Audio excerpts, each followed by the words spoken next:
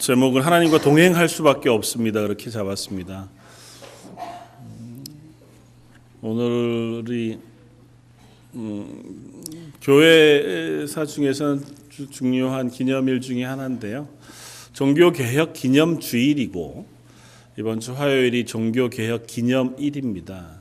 올해가 종교개혁이 있은 지 500주년이 되는 해여서 올 한 해 동안 여러 교계 행사들이 많이 있어 왔습니다. 그래서 우리들하고는 그렇게 가깝지 않죠. 종교개혁 그런 일이 있었나 보다. 우리가 이제 개혁교회, 종교개혁으로 태어난 교회에 우리가 다니고 소속되어져 있지만 그래도 종교개혁이 우리 실생활 혹은 신앙생활 하는데 커다란 영향을 미치거나 또 그것이 무엇인지를 잘 알고 있지는 않아서 그래 종교개혁 그런 일이 있었나 보다 정도쯤이지만 오늘 말씀을 한번 생각하면서 우리 개인적인 삶 속에서 그때 종교개혁을 했던 사람들의 그 고백과 또 그 고민들을 우리 신앙생활 속에서도 한번 함께 나누는 시간이었으면 좋겠다 그렇게 생각을 합니다. 사실은 우리가 잘못된 것을 바꾸어 새롭게 세우는 일들은 개인에게도 너무너무 중요한 일이고 그리고 특별히 그리스도인으로 살아가는 우리들의 인생에는 너무도 중요한 일이기 때문에 우리가 거창한 것 생각하지 않고 올 한 해 우리가 오늘 본문 내용이 올 한 해 주제의 말씀이잖아요. 1월 첫째 주에 이 말씀을 함께 나누었었는데 한 해가 마무리되어져가는 10월 마지막 주 이제 두 달 정도 남아있는 이 시점에 같은 말씀을 다시 한번 생각하면서 우리를 다시 한번 돌아볼 수 있는 기회가 되었으면 좋겠다 생각을 합니다. 그리고 한편으로는 이 우리가 함께 고민하고 또 한 해 동안 살기로 다짐했던 말씀 또 그 고백이 종교개혁자들이 고백했던 고백과 크게 다르지 않다 하는 점들을 확인하게 됩니다. 별로 재미는 없으시겠지만 종교개혁이라고 하는 것에 대해서 간단하게 설명을 하면 지금으로부터 500년 전 그러니까 1517년 10월 31일 루터라고 하는 사람에 의해서 촉발이 되어진 어떻게 보면 교회를 개혁하는 일이었지만 전체적으로는 유럽이라고 하는 전체 세계관 자체가 바뀌어지는 커다란 일이었고요. 시작되어진 이유는 이렇습니다. 루터라고 하는 사람이 하나님 앞에서 말씀을 열심히 훈련하는 그리고 공부하는 사람이었고 수사였습니다. 수도원에서 말씀을 연구하는 사람이었고 교수로 가르치는 사람이었는데 이 사람이 말씀을 열심히 연구하고 말씀을 들여다가 보다 보니까 당시의 교회가 말씀하고는 전혀 다른 모양을 가지고 있더라는 거예요. 당시의 교회 가운데 가장 큰 비리, 종교개혁이라고 하는 게 촉발되어졌던 가장 큰 성경과 다른 것이 뭐였냐 하면 면죄부라고 하는 것이 있었습니다. 당대에 교황청, 교회가 유럽이라고 하는 전체 사회에서 대단한 권력을 가지고 있었거든요. 그러니까 왕보다도 훨씬 더 센 권력이 교회 권력이었어요. 근데 그러다 보니까 교회를 멋지게 지금도 유럽에 가면 커다란 교회들이 많잖아요. 멋진 교회를 짓고 그 안에 잘 먹고 잘 살기 위해서 돈이 필요했습니다. 그러면 세금을 걷어들이고 국가는 그런 방식으로 하지만 교회는 그런 방식으로만 운영될 수 없었으니까 인간적인 탐욕이 아이디어를 내었습니다. 그게 뭐냐 하면 죄를 사해주는 카드를 팔기 시작한 겁니다. 성경엔 그런 게 없잖아요. 당연히 없고 있을 수도 없는 것들. 조금 그럴싸하게 만들기 위해서 성자라고 하는 신앙생활을 아주 잘했던 사람들을 성자로 세우고 성자의 머리카락 혹은 유품, 옷자락 이런 것들을 잘라다가 팔았습니다. 이걸 당신이 사면 소유하고 있으면 당신의 죄가 사해지고 조금 더 효험이 있는 것은 돌아가신 부모님도 구원받을 수 있고 조금 더 먼 조상들도 죄사함을 받을 수 있다고 해서 그것들을 돈을 주고 팔았습니다. 근데 그게 유물이라는 게 한정이 돼 있잖아요. 그러니까 거기에 덧붙여서 이제 면죄부라고 하는 종이를 이것을 산 사람의 죄를 사해 주는, 정확하게 어떻게 써졌는지 사실 구경하고 싶지도 않고 알아보고 싶지도 않은 거여서 아마 이런 종이를 종인지 양피지인지를 해서 팔았습니다. 막대한 수입을 얻은 거죠. 인간의 약점이잖아요.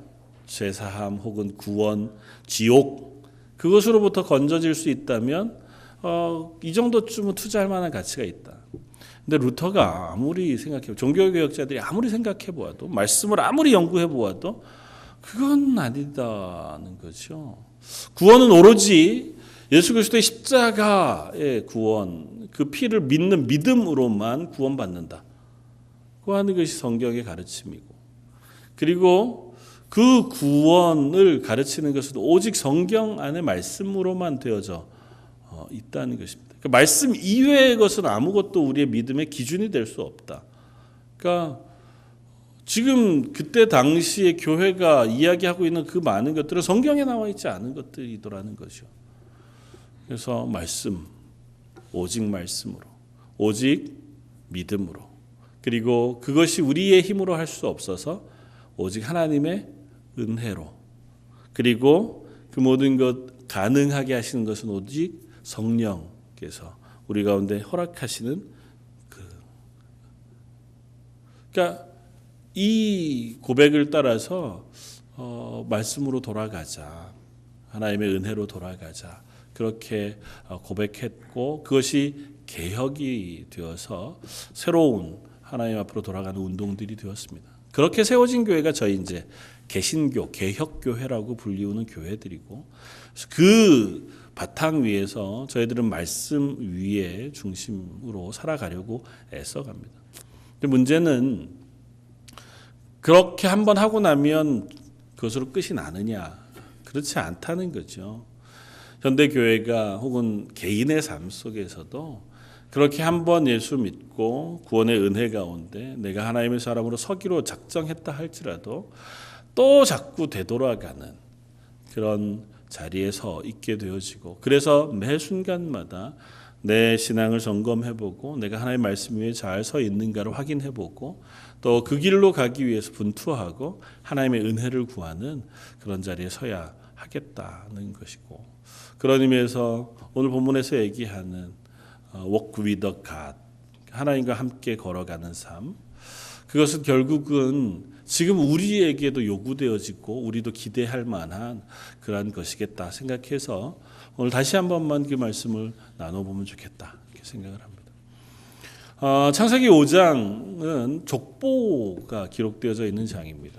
그래서 족보 중에서도 아담부터 노아까지, 그래서 하나님 처음 하나님의 형상대로 만드신 아담으로부터 시작해서 인류가 한 번 하나님으로부터 심판을 받아 모두 다 멸절하게 되어지는 그 노아 때까지의 족보를 쓰고 있는데, 아주 족보는 특이하게 기록되어 있습니다. 한 사람의 이름, 그리고 그 사람이 몇 세에 첫 번째 아들을 낳았는지, 그리고 그가 아들을 낳고 얼마 동안 살았는지만 기록하고 있어요.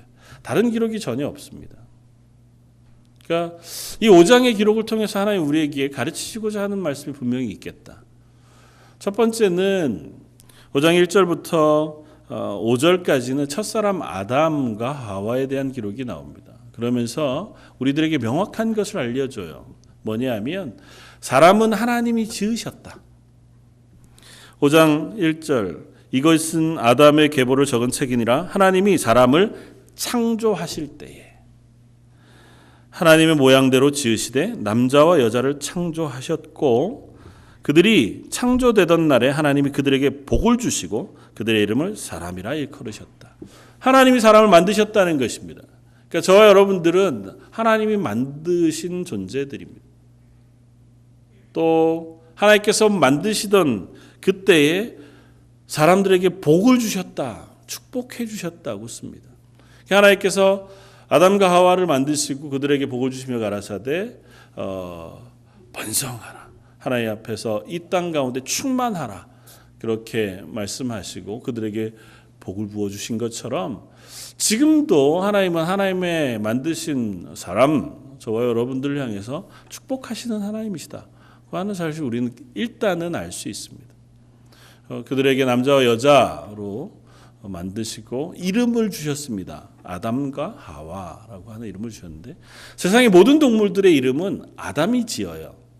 창세기 앞쪽 말씀을 우리가 읽어보면 아담이 와 그 앞으로 오는 동물들을 보고 그들에게 이름을 지어줍니다.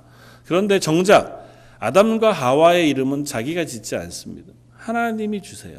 그리고 그 이름을 아담이라고 불러요.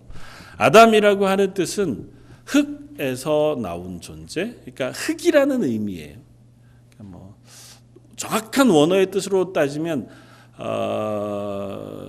아파르라고 해서 흙 조각도 아니고 원소, 흙, 먼지 뭐 그런 여러 가지 의미를 가지고 있는 그러니까 단순하게 그냥 흙 이렇게 이해하면 좋을. 아담에게 이름을 주셨습니다. 넌 흙이다. 잊지 말아라. 너의 존재가 흙에서부터 하나님으로부터 지음받았다고 하는 사실을 잊지 마라. 네가 아무리 힘이 있고 온 세상의 동물들을 다 다스리고 이 땅의 모든 것을 너희가 경작할 능력이 있다고 해도 너의 원 존재는 흙으로부터 지음받은 존재인 것을 잊지 마라. 그리고 한 걸음 더 나아가서 5장 전체의 족보는 동일하게 끝이 납니다. 그들이 죽었다 하는 것으로 끝이 납니다. 그러니까 이 5장에서 분명하게 우리들에게 알려주고자 하는 것은 이 땅의 인류는 죽는다는 것입니다. 하나님의 형상대로 아담을 창조하셨습니다. 창조하신 아담은 하나님을 닮아 거룩하고 지혜롭고 선하며 영원한 생명을 가지고 있는 존재로 하나님께서 지으셨어요. 그런데 그것이 오염되었습니다. 인간이 자기의 욕심과 탐욕으로 인하여 하나님을 떠나가 범죄하면서 인간은 죽을 수밖에 없는 존재가 되었습니다. 하나님이 아담에게 벌하시면서 저주하신 내용이 네가 흙에서부터 왔은즉 흙으로 돌아갈지다. 그 결과가 5장에 나오는 이것이다 보여주시는 거예요. 앞쪽에 아담이 하나님 앞에 범죄했던 그리고 그것으로 인하여 받았던 저주의 결과가 이와 같다. 사실 이들의 삶이요 굉장히 깁니다. 평균 한 800년이 넘는. 에녹을 제외하면 900년을 못 산 사람이 없어요. 다 아담도 930년, 뭐 950년을 훌쩍 넘어서. 그러니까 죽을 것 같지 않은 인생을 살았습니다. 이것만 읽으면 참 거짓말 아닙니까? 사람이 어떻게 900년을 삽니까? 150년 살았다 그래도 못 믿을 판에. 여러 가지로 설명할 수 있겠지만 하나님의 말씀을 일단은 그냥 우리가 이해하고 넘어가겠습니다. 하나님께서 만드신 첫 자연, 아직 노아의 홍수로 이 땅이 한번 오염되어지고 혹은 새로워지기 전에, 그리고 인간의 탐욕과 제약으로 인하여 질병이나 오염들이 일어나기 이전에 그 땅은 하나님 만드신 가장 아름다운 상태, 가장 좋은 상태, 그리고 사람도 하나님의 형상을 따라서 지음을 받았으니 얼마나 온전하고 거룩하고 좋은 상태였겠어요. 살았습니다. 근데 죽습니다. 성경 우리에게 분명히 이 이야기를 합니다. 저 여러분들이 이 땅을 살아갑니다. 어떤 사람은 정말 건강하게, 어떤 사람은 좀 병을 가지고 약하게, 또 어떤 사람은 대단한 지위를 가지고 살기도 하고, 어떤 사람은 이름 모를 연약함으로 늘 하나님 앞에 안타까워하며 살기도 합니다. 그러나 그 누구도 영원히 살지는 않습니다. 900년 이상을 살았다고 해서 그 인생이 계속되어지지 않는다고 하는 사실을 오늘 본문은 우리에게 알려줘요. 인생은 끝이 있다. 그게 우리를 겸손하게 하는 줄 압니다. 하나님 앞에서 사는 인생, 그 삶의 원 모습을 우리가 기억하지 못할 때 우리는 내 마음대로 얼마든지 살아갑니다. 이것이 우리 속에 자리매김하고 있지 않을 때 우리는 그냥 내 뜻대로 내 생각대로 사는 것에 거리낌이 없을 수 있습니다. 그러나 이 사실을 우리가 분명히 깨달을 때 우리는 다시 한번 내 삶을 점검하게 되고 확인하게 되어지는 그러한 자리에 서게 되어지는 줄 믿습니다. 그런데 한 가지, 이 모든 본문 가운데 똑같이 반복되어지는 말씀 가운데 단 한 사람의 기록만 다르게 기록이 되어 있습니다. 그것이 오늘 우리가 읽었던 에녹이라고 하는 인물의 기록이에요. 에녹에 대해서는 이렇게 했습니다. 에녹은 65세 무두셀라를 낳았다. 그리고 무두셀라를 낳은 후 300년을 하나님과 동행했다. 그리고 그가 365세를 살았다고 끝나지 않고 350세를 살았고 에녹이 하나님과 동행하더니 하나님이 그를 데리고 가셨다. 그래서 더 이상 이 세상에 그가 있지 않았다고 쓰고 있습니다. 다른 게 두 가지예요. 하나는 그가 하나님과 동행했다. 그의 삶을 하나님과 함께 걸어갔다. 그리고 또 하나는 그가 죽지 않고 하나님께서 그를 데리고 가셨다. 이 설명은 이 본문 전체에 에녹에게만 있는 말이고 성경 전체로 따져도 에녹에게만 있는 설명입니다. 어떤 의미에서 창세기 5장의 이 족보는 그저 그냥 단순한 족보만을 의미하지는 않아요. 왜냐하면 기록되어진 아들들이 다 맏아들들만은 아닙니다.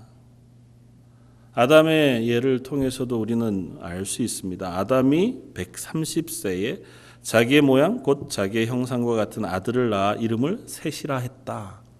그리고 나서 셋을 낳은 후에 800년을 지나면서 자녀를 낳았고 930세가 되었을 때 죽었다고 기록이 돼요. 근데 셋이 첫 아들이 아니잖아요. 우리가 알고 있는 이름만 해도 가인과 아벨이라고 하는 아들이 있고 또 성경을 유추해 보건대 가인이 아벨을 죽인 후에 하나님으로부터 저주를 받았을 때 사람들이 나를 죽일까 두렵다고 얘기한 그 사람들 역시 아담의 자손일 가능성 그 외에는 없잖아요. 성경이 아담과 하와 이외의 사람을 창조하신 적이 없으니까. 그러니까 130년 동안 아담과 하와가 여러 자녀들을 낳았겠다. 근데 셋을 굳이 이곳에서 언급합니다. 다른 자녀들도 다 마찬가지일 거예요. 그러니까 여기에 언급되어지는 이름들, 자녀의 이름들, 계보를 이어가는 이름들은 한 가지 명백한 특징이 바로 하나님의 구원의 계보 안에 있는 사람들이다는 것입니다. 그러니까 모든 자녀의 이름이 아니고 그 자녀 가운데 하나님이 구원을 이어가시는 믿음의 자녀들의 계보들을 5장에 쓰고 있다는 것이고 그래서 이 5장의 족보는 저와 여러분들에게 의미가 있습니다. 저와 여러분들도 그 구원의 족보를 따라서 믿음으로 구원 얻는 하나님의 자녀가 된 사람들이니까 이 연장선상에 내려가면 이제 제 이름도 있고 여러분들 이름들도 있는 거겠죠. 하나님 앞에서 기록될 수 있습니다. 하나님의 생명책에 누가 누구를 몇 세에 낳았고 그 후로 몇 년 동안을 살다가 죽었다더라. 근데 에녹은 그 기록의 한 가지를 첨가하고 있다는 거죠. 무드셀라를 낳은 후 300년간 하나님과 동행했다. 하나님과 동행한다고 하는 것은 무엇일까요? 종교개혁자들이 고백했던 것처럼 오직 말씀으로 솔라 스크립추아 그러니까 성경에만 의해서 다른 것이 아니라 하나님의 말씀 위에 살아가는 삶은 아마 우리가 하나님과 동행하는 삶이라고 얘기할 수 있겠다 생각이 돼요. 하나님과 함께 걸을 수 있는 그 방법은 하나님이 우리에게 보여주신 방법대로 말씀하신 방법대로 사는 거잖아요. 그러니까 우리가 하나님과 동행한다고 하기 위해서는 하나님의 말씀대로 살기 위해서 애쓰는 삶을 살아야 한다는 것입니다. 하나님과 동행하는 건 결코 우리 감정이나 기분에 따라서 되는 게 아니에요. 야, 오늘은 기분상 하나님이랑 잘 산 것 같아. 그러면 우리가 하나님과 동행했고, 야 오늘은 영 뭐 되는 일도 없고 그런 거 보니까 하나님이랑 같이 동행 못한 것 같은데 그런가요? 그런 걸로 판단할 수 없습니다. 오늘 하는 일마다 다 잘 됐어. 하나님이랑 같이 하는 삶이 얼마나 좋은지. 근데 오늘은 하는 일마다 힘들고 지치고 우울했어. 왜 하나님 나한테 안 오셔가지고 나 혼자 있게 하셔서 힘듭니다. 그 얘기를 하는 게 아니에요. 하나님과 동행한다고 하는 얘기는 우리와 하나님이 함께 길을 걷는데 하나님이 걸으시는 길은 정해져 있습니다. 하나님 결코 죄악된 길로 걸으시지 않아요. 하나님이 악한 길을 걷지 않으신다고요. 하나님 선하고 거룩하신 길을 걸을 때에 그 하나님과 같이 길을 걷는 우리들은 그 하나님의 말씀대로 길을 걸을 때에 비로소 하나님과 동행할 수 있습니다. 동행은 두 사람이 같이 하는 거잖아요. 근데 하나님이 죄 가운데 거하실 수 없잖아요. 하나님 죄를 미워하시거든요. 싫어하시고. 죄는 하나님과 함께 설 수 없어요. 근데 우리가 이 땅을 살아가면서 죄악 가운데 거하면서 탐욕 가운데 죄악을 즐거워하고 기뻐하는 삶을 살면서 난 하나님과 동행하기를 원합니다 하는 건 참 어리석은 고백인 거죠. 하나님과 동행한다고 하는 그 말씀 위에 사는 삶이고 또 하나는 우리 가운데 죄로부터 벗어나기 위해서 애써 하나님이 기뻐하시는 자리로 달려가는 삶을 의미합니다. 물론 우리의 삶이 항상 거룩하고 선하고 하나님 말씀에만 잘 서 있을 수 있으면 좋은데 그러지 못하잖아요.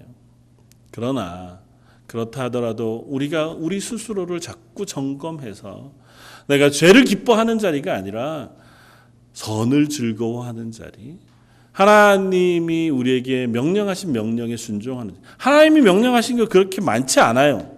성경에 명령이 되게 많지만 딱 압축해서 얘기하면 하나님을 사랑하고 내 이웃을 사랑하라는 거예요.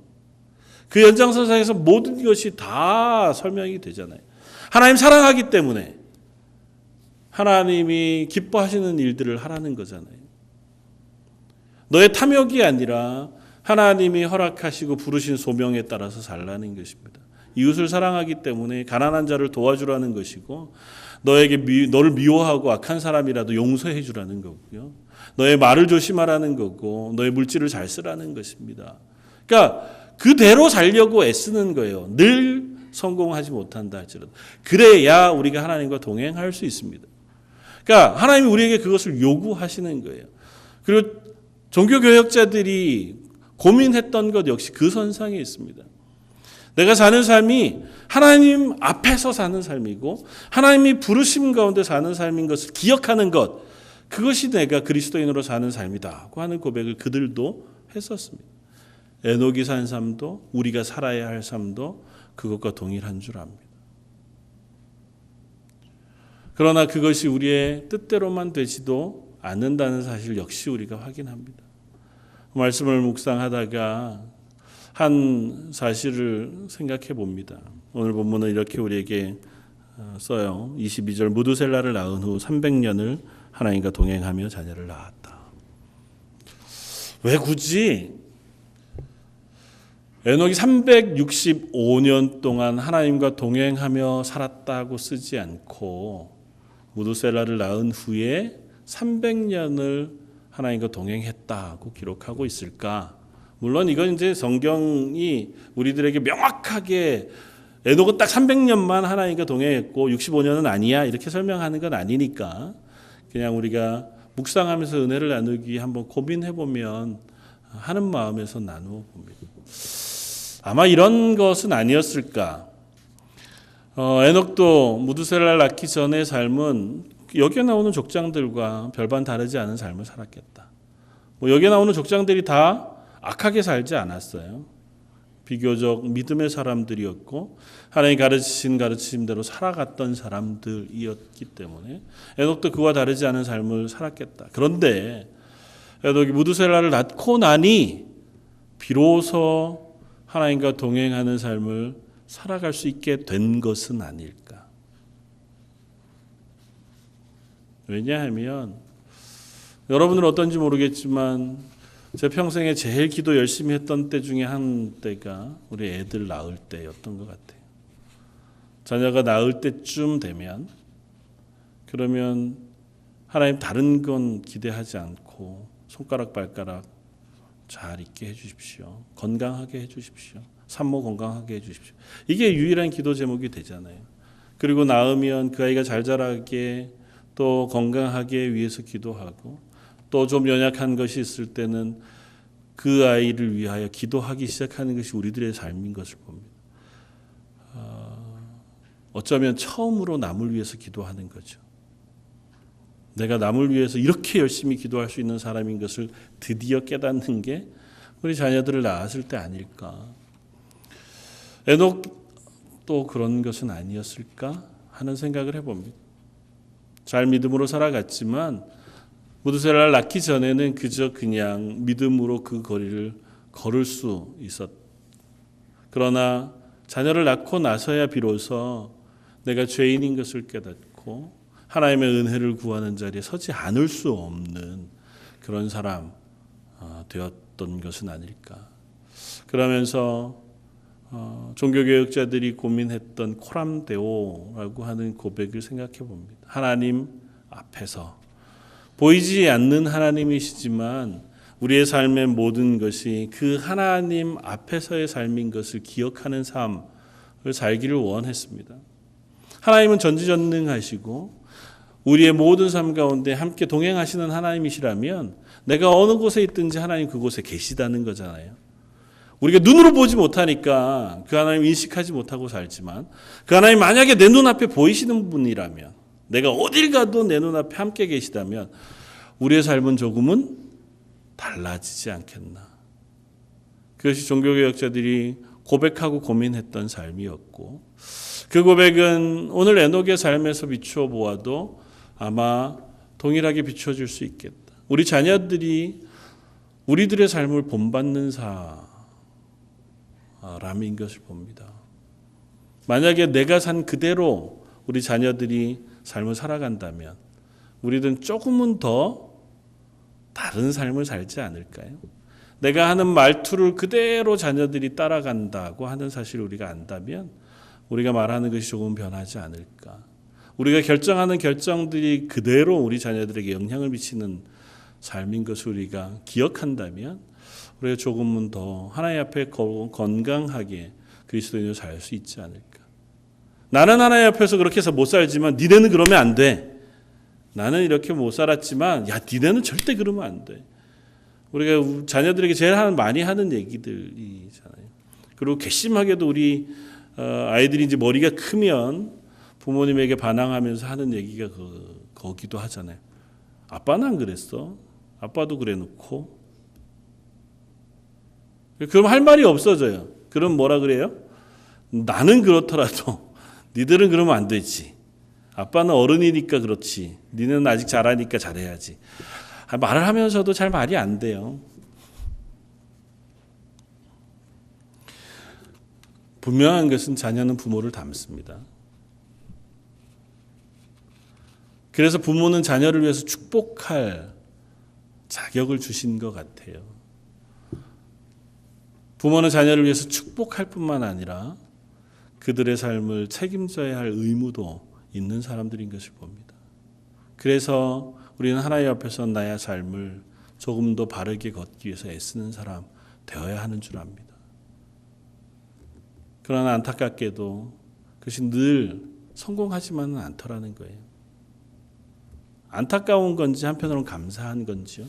왜냐하면 성경의 수많은 사람들, 믿음의 사람들이 자녀 교육에 실패했어요.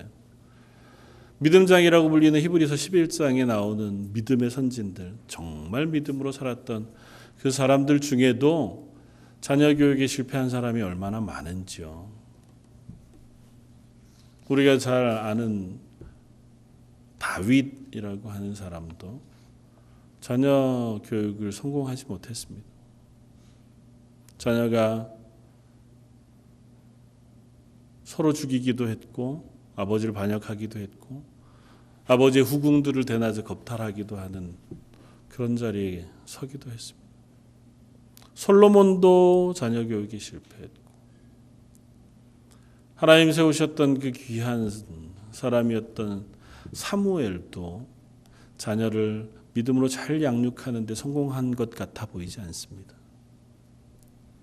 기드온이라고 하는 사사도 이스라엘을 구원하야 한 사사였지만 그의 아들은 하나님 앞에 반역한 사람이 되고 말았던 것을 봅니다. 이삭이 그랬고 야곱이 그랬고 성경에 나오는 많은 이들이 자녀 교육에 실패했습니다. 그들이 믿음으로 살지 않았기 때문은 아니에요. 성경은 그들이 얼마나 믿음의 사람이었는지 우리에게 설명해 줍니다.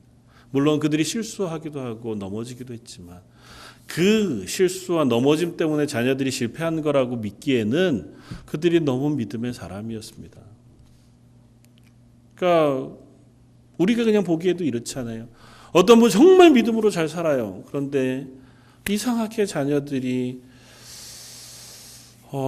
부모를 못 닮아가는 경우를 봅니다. 반면에 참 부모는 잘 못 살아요. 엉망으로 사는데 왜 이렇게 자녀가 부모보다 나은지 믿음으로 잘 살고 부모를 잘 복양하고 그런 가정들도 우리는 얼마든지 봅니다. 그럼 어떻게 해야 하나요? 참 답이 없어요. 내가 잘못하면 자녀들이 잘못됩니다. 내가 잘해도 자녀들이 잘못될 가능성이 있어요. 그거 어떻게 하라는 겁니까? 어떻게 할까요? 오직 하나님의 은혜 외에는 기대할 것이 없는 줄 압니다. 그래서 자녀를 낳으면 하나님의 은혜를 구하는 자리에 선 것 같아요. 내가 아무리 힘써도 아무리 잘해도 아무리 노력하려고 해도 나도 그게 안 되지만 그게 자녀들에게 잘 영향 미쳐지지 않는 것을 보면서 그래서 눈물 뿌려 하나님께 기도하고 은혜를 구하는 자리에 설 수밖에 없는 거겠죠. 그래서 에녹도 자녀를 낳은 이후에 비로소 하나님과 동행하는 그 자리에 서게 된 것은 아닐까 그렇게 유추해 보아도 아마 굉장히 틀리지는 않았겠다 싶어요. 저 여러분들 가정으로 만드시고 또 우리들에게 하나님의 은혜를 베푸신 것, 내가 낳은 자녀든 아니면 하나님께서 교회 가운데 허락하신 귀한 자녀이든 우리들에게 다음 세대를 보게 하신 것은 그들을 위해서 기도하도록 부르신 줄 압니다. 적어도 기도하는 어머니 그 기도를 받은 자녀들은 결코 망하는 법이 없다고 하는 것을 교회사가 성경이 우리들에게 알려줍니다. 아무리 부모가 잘해도 마치 자녀가 엉망으로 사는 것 같아 보이더라도 기도가 끊이지 않았던 그 어머니의 기도를 받은 자녀는 언젠가는 필히 하나님의 은혜 안으로 돌아오게 되어진다는 사실을 우리는 성경 역사를 통해서 얼마나 많이 찾아볼 수 있는지 모릅니다. 사랑하는 성도 여러분, 저 여러분들을 그렇게 하나님의 은혜 안으로 부르시기 위하여 우리에게 자녀들을 허락하신 줄 믿습니다. 저희가 그 자녀들을 위해서 기도할 때마다 겸손해질 수 있기를 바랍니다.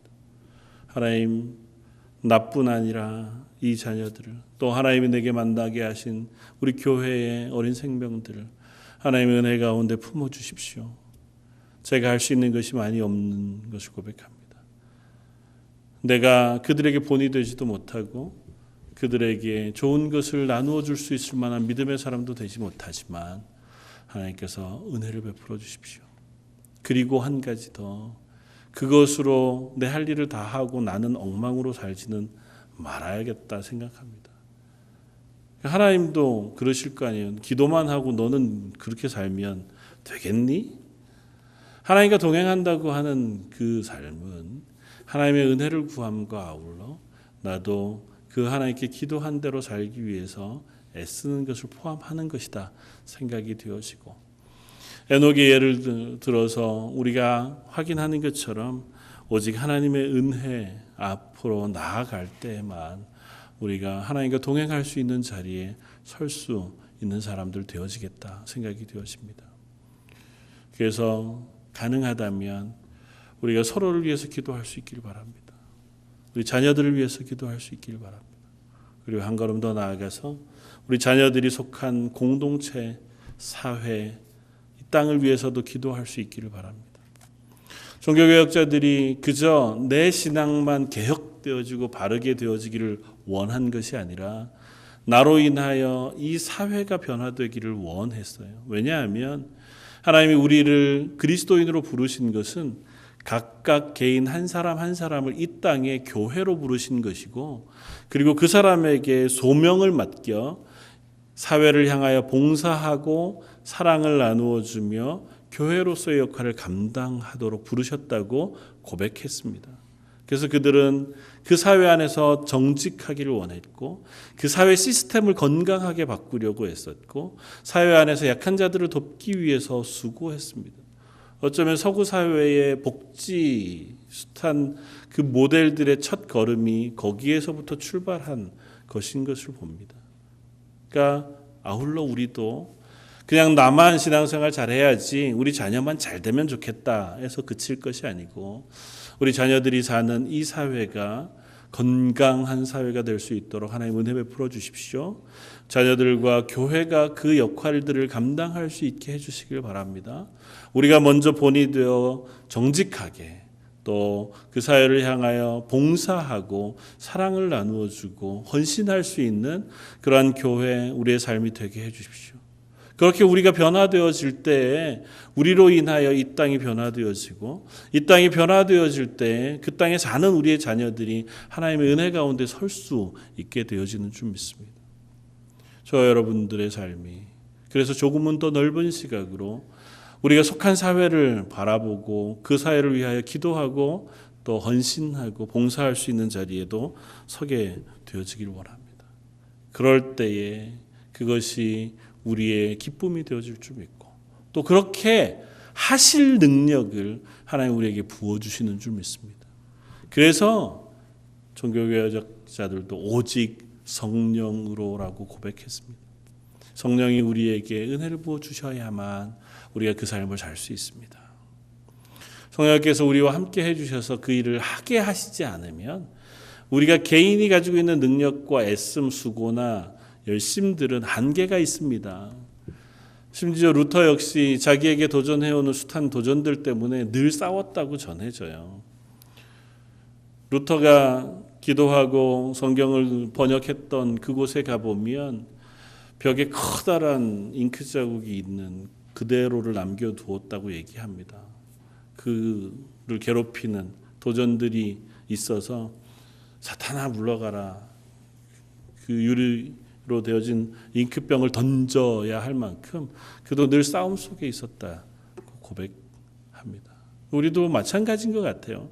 그리스도인으로 살아가는 것이 결코 그냥 아주 쉽고 편안하지 않습니다. 남을 위해서 기도하는 것이 너무 자연스러울 수 없습니다. 자녀들을 위하여 기도하는 것, 그것도 점점 우리가 희미해져 갑니다. 그래서 우리는 수고하고 애쓰고 또 싸워야 그 자리에 서게 되어지는 줄 믿고, 그것을 위해서 성령께서 내게 그 일을 하게 해 주십시오. 성령께서 나를 강제해서라도 그런 자리에 설 수 있는 사람 되게 해 주십시오. 기도하는 기도가 필요한 줄 압니다. 마지막으로 이 말씀을 묵상하면서 그런 고백을 하신 한 연로하신 어르신의 고백을 들었습니다. 이건 뭐였냐 하면, 에녹을 하나님 앞에 300년을 동행했다고 하는데 내 인생은 과연 하나님 앞에서 몇 년이나 동행했다고 기록될까? 하나님 나라 갈 때쯤 이 기록이 누구는 몇 살에 누구를 낳고 하나님과 얼마간 동행했다 그렇게 기록하실 거라면 내 이름 뒤에는 과연 몇 년이나 그 횟수가 기록될까? 어떠세요, 여러분들은? 여러분들의 삶에 과연 지금까지 몇 년이나 하나님과 동행한 횟수로 기록되었을까요? 어쩌면 이제부터인지도 모르죠. 원래 하나님과 동행하는 교회, 표를 가지고 기도하고 시작하고 같은 말씀을 나누었지만 10달이 지나는 동안 어쩌면 우리는 그냥 눈으로 보고 작년과 같은 올해를 지났는지도 모릅니다. 감사한 건 아직 2달이 남았습니다. 감사한 것은 저와 여러분들의 인생이 아직은 남아 있습니다. 그리고 더 감사한 것은 정말 얼마 안 남았습니다. 그 사람들처럼 900년, 800년, 700년 남은 게 아니라 죄송하지만 어떤 분에게는 불과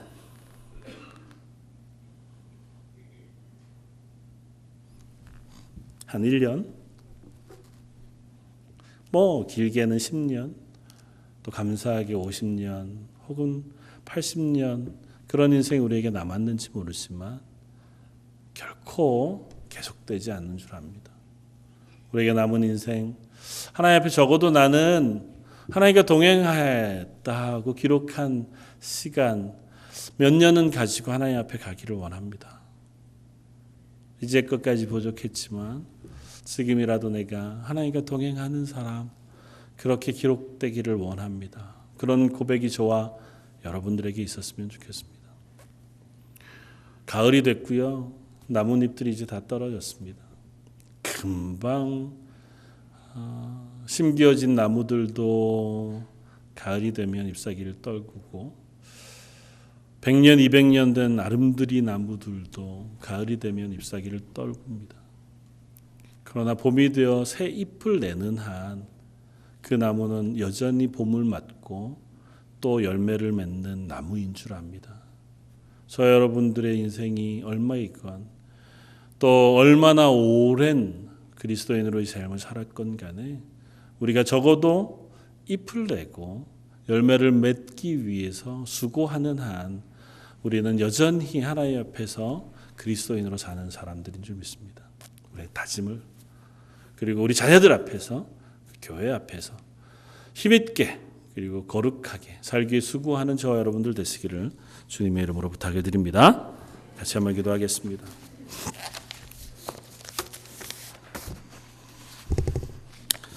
하나님과 동행하기를 소원합니다.